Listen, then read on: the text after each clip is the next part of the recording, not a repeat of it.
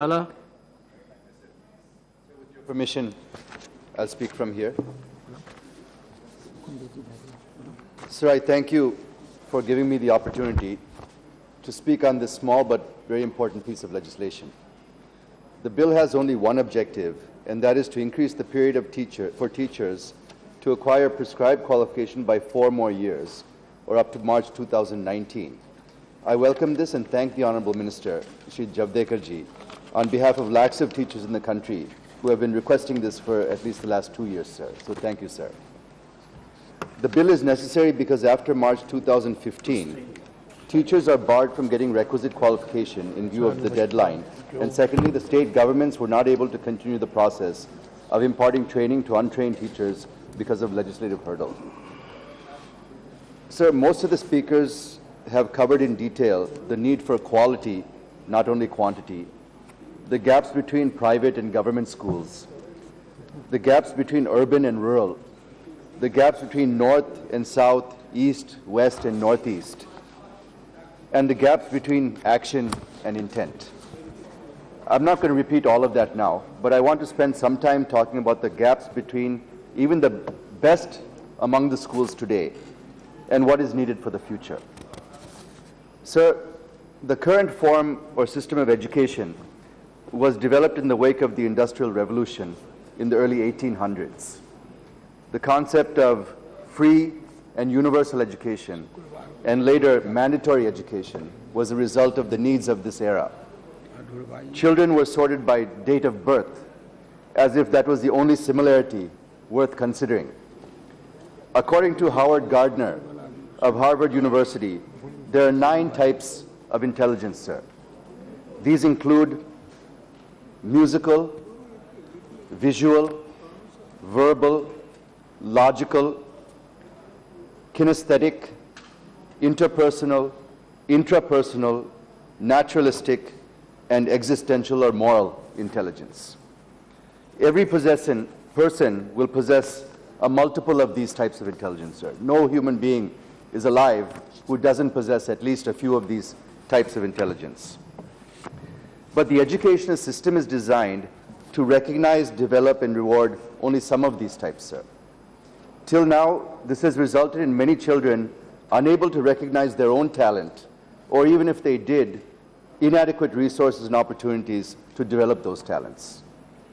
Now, with the advent of the 4th Industrial Revolution, on the back of rapid technological changes taking place right now, we need a complete rethink of the education system, the way it was done during the last Industrial Revolution. I think it's time for us now to look at what do we need for this next Industrial Revolution that is taking place right in front of our eyes. With artificial intelligence, robotics, machine learning, 3D printing, autonomous cars, buses, trucks, maybe even planes, the vast majority of our jobs will be lost to automation. Even in services, the low-end services like coding, accounting, in the low-end services within these areas of coding, accounting, legal, even teaching, even judicial verdicts are now being automated, sir. The skills and knowledge required by children studying in schools today will be inadequate by the time they are looking for jobs. The curriculum, the methodology, the duration, and the outcomes need to be relooked at not only at the primary level, but at secondary, technical training, undergraduate, and even graduate levels.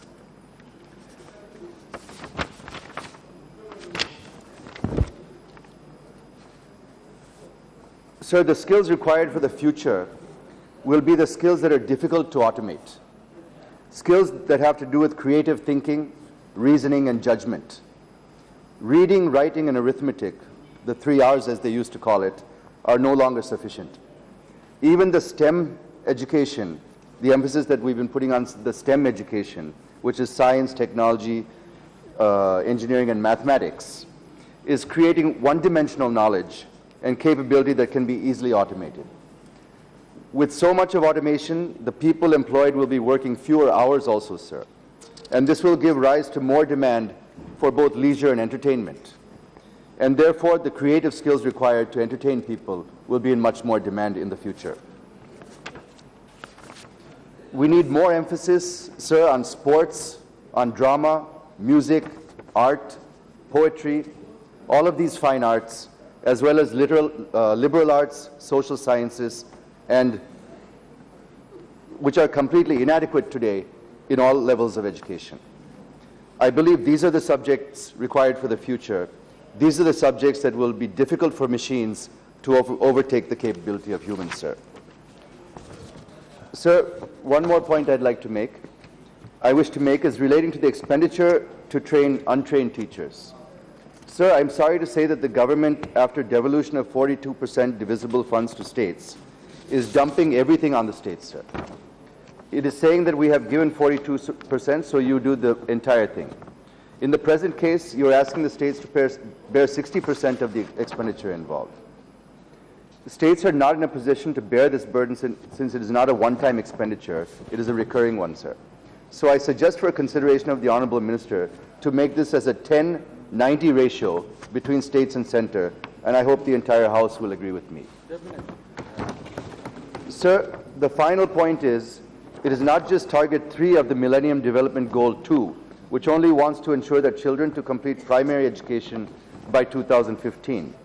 But the most important point is in Goal 4C of the Sustainable Development Goals, which emphasize that supply of qualified teachers, including through international cooperation for teacher training, has to be taken up by developing countries.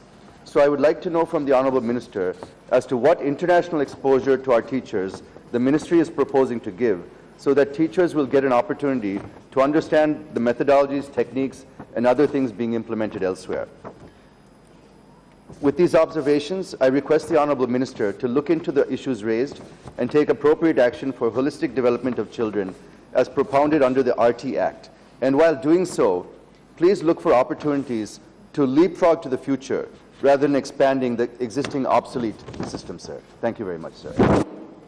Shri Balka Suman ji.